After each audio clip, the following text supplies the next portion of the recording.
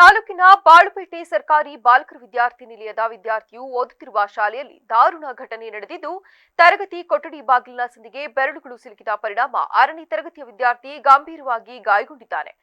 ಗಾಯಗೊಂಡ ವಿದ್ಯಾರ್ಥಿಯನ್ನು ದಿನೇಶ್ ಎಂದು ಗುರುತಿಸಲಾಗಿದ್ದು, ಅವರು ಸಕಲೇಶಪುರ ತಾಲೂಕಿನ ಮಳಲಿ ಗ್ರಾಮದ ನಿವಾಸಿ. ಹಾಸ್ಟೆಲ್ನಲ್ಲಿ ವಾಸವಿದ್ದು ಸ್ಥಳೀಯ ಶಾಲೆಯಲ್ಲಿ ವ್ಯಾಸಂಗ ಮಾಡುತ್ತಿದ್ದನೆಂದು ತಿಳಿದುಬಂದಿದೆ. ಸೋಮವಾರ ತರಗತಿ ನಡೆಯುತ್ತಿದ್ದ ವೇಳೆ ಅಕಸ್ಮಾತ್ ಬಾಗಿಲು ಮುಚ್ಚಿದ ಸಂದರ್ಭದಲ್ಲಿ ದಿನೇಶ್ ಅವರ ಕೈಬೆರಳುಗಳು ಸಂದಿಗೆ ಸಿಲುಕಿಕೊಂಡು ಗಂಭೀರ ಗಾಯಗಳಾಗಿವೆ. ತಕ್ಷಣವೇ ಶಿಕ್ಷಕರು ಹಾಗೂ ಸಿಬ್ಬಂದಿ ವಿದ್ಯಾರ್ಥಿಯನ್ನು ಸಮೀಪದ ಆಸ್ಪತ್ರೆಗೆ ದಾಖಲಿಸಿ ಚಿಕಿತ್ಸೆ ನೀಡುತ್ತಿದ್ದಾರೆ.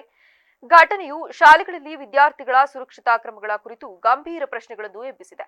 ತರಗತಿ ಕೊಠಡಿಗಳಲ್ಲಿ ಸುರಕ್ಷಿತ ಬಾಗಿಲು ವ್ಯವಸ್ಥೆ, ಮಕ್ಕಳ ಮೇಲ್ವಿಚಾರಣೆ ಹಾಗೂ ಮುನ್ನೆಚ್ಚರಿಕಾ ಕ್ರಮಗಳನ್ನು ಕಟ್ಟುನಿಟ್ಟಾಗಿ ಜಾರಿಗೆ ತರಬೇಕೆಂಬ ಒತ್ತಾಯ ಕೇಳಿಬಂದಿದೆ.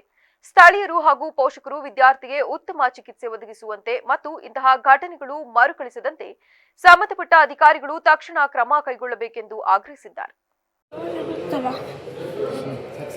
ಕೆಲಸ ಮಾಡ್ಬೇಕಾದ್ರೆ ಯಾಕೆ ಕೆಲಸ ಮಾಡಿದ್ರೆ ಕೆಲಸ ಗುಡಿಸ್ತಿದ್ರು ಈಚೆ ಕಡೆ ಏನಾಯ್ತು? ಏನಕ್ಕೆ ಹಿಂಗಾಯ್ತು? ಕಸ ಗುಡಿಸ್ತಿರ್ಬೇಕಾದ್ರೆ ಕೈ ಇರ್ಕೊಂಡು ಬಾಗಿಲು. ಯಾರು ಕಸ ಗುಡಿಸ್ತಿದ್ದಾರ? ನೀವು ಗುಡಿಸ್ತಾ ಇದ್ದ? ಕಸ ಯಾರು ಗುಡಿಸ್ತಿದ್ರು? ಆಯ ಆಂಟಿ ಕಸ ಗುಡಿಸ್ತಿರ್ಬೇಕಾದ್ರೆ 7th ಹುಡುಗರೆಲ್ಲ ಈಚೆ ಕಡೆ ಒಳಗಿದ್ರ. ಬಾಗಿಲು ಹಾಕ್ತೀನಿ ತಡೀರಿ ಅಂತ ನಾನು ಹಿಂಗೆ ಹಿಡ್ಕೊಂಡಿದ್ದಾಗ ಜೋರಾಗಿ ಹೇಳಿದ್ರು. ಅದು ಕೈ ಹಿಂಗೆ. ಎಷ್ಟನೇ ಕ್ಲಾಸು?